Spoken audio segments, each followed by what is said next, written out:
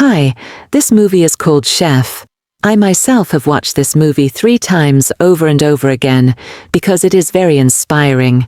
For those of you who like to cook or maybe like to watch MasterChef, you might really like this movie too. Okay, the main character of this movie is called Safkar Kasper.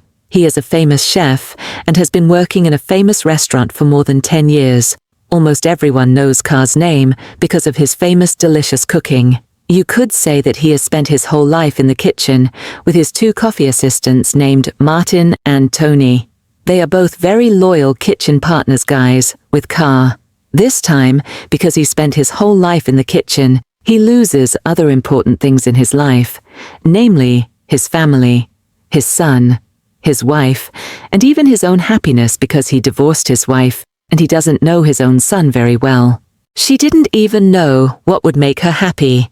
To make a long story short, that night a famous food critic from the media came to review the menu and dishes at the restaurant where Kar works. Kar had prepared everything and was confident that her new menu was super delicious. But in the middle of the preparation, Rifa, the owner of the restaurant named Riva, comes into the kitchen and tells Kar not to change the menu tonight, and tells Kar to cook the same menu that is served at the restaurant every day.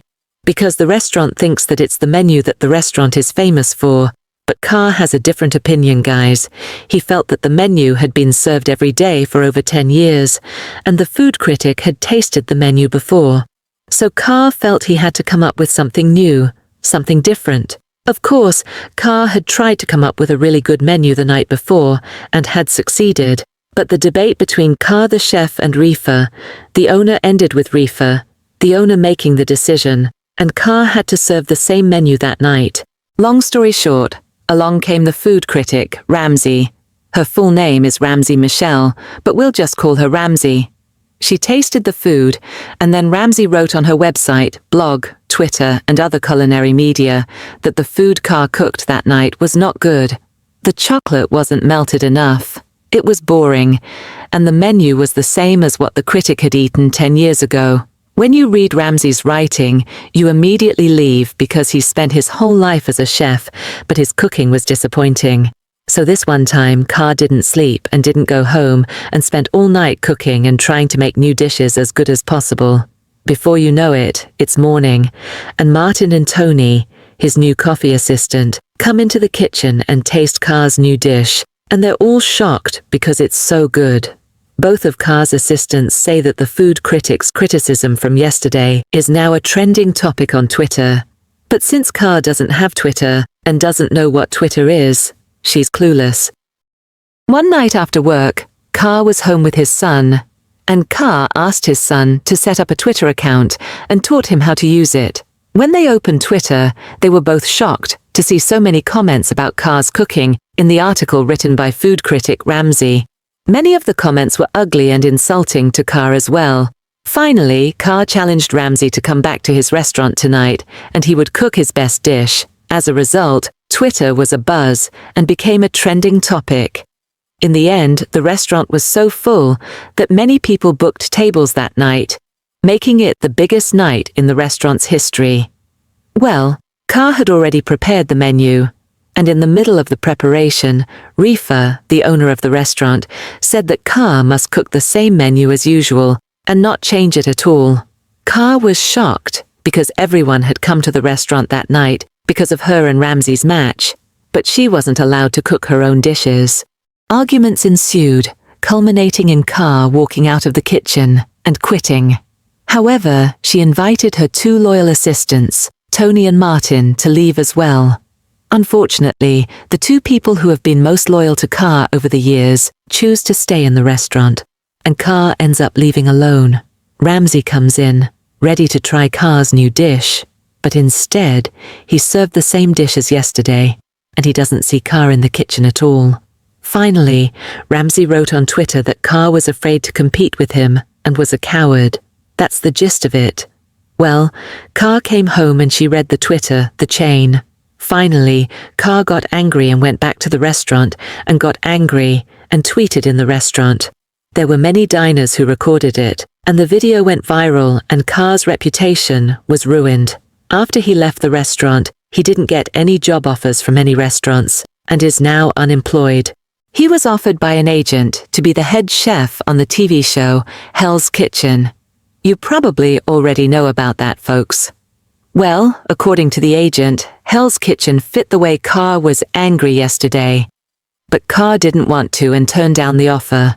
Carr was also offered to open a food truck by his ex-wife, but he didn't want to. The point is, he only wants to work in restaurants, not anywhere else. Oh yeah, his ex-wife's name is Inez, and his son's name is Versi. Yeah, guys. Okay, to cut a long story short, Inez and Versi are going to Miami. That's okay. Well then Inez asked Carr to come along. Well later Carr was paid by Inez. She was just told to take care of her own child, because Inez had a job and an opportunity to take care of Versi. There, for the first time, Versi experiences a vacation with a complete family, and Versi sees the other side of Carr for the first time, like Carr's dancing and so on. Time passed, and Carr began to think about why he didn't just accept Inez's offer to open a food truck, and Inez also financed everything. Finally, Carr agreed and the truck arrived, but the condition of the truck was really bad, guys, because it was maybe from a used car. To make a long story short, Carr and her son did everything together. After everything was clean and tidy, Carr thought it would be hard to cook in the kitchen alone, with only Versi to help her.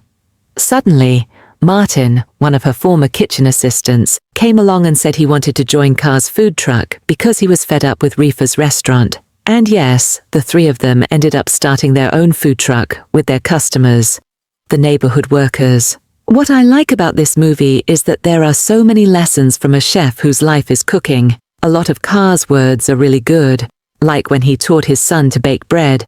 But Carr said, "Your whole life is now in that bread and that grill.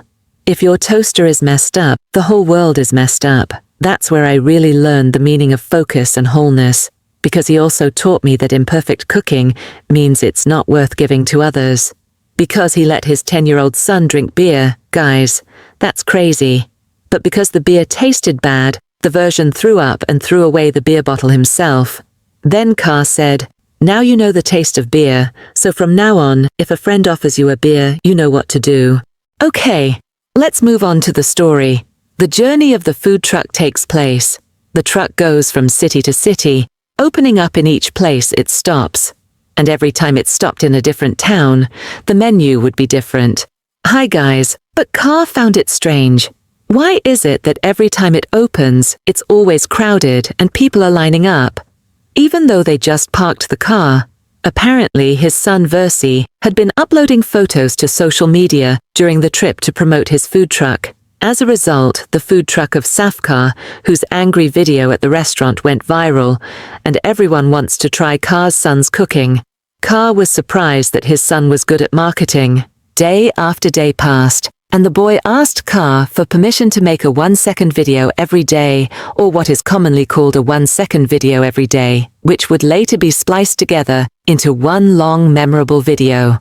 Then, after a long drive from Miami, and nearing his house, Carr told his son that the school break would soon be over, and they would both go back to their respective lives.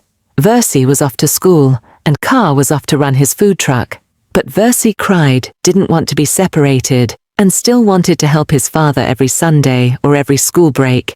But because Carr wouldn't let her, Versi, who had never felt this close to her father as a child, now had to. Versi cried, but accepted her father's decision.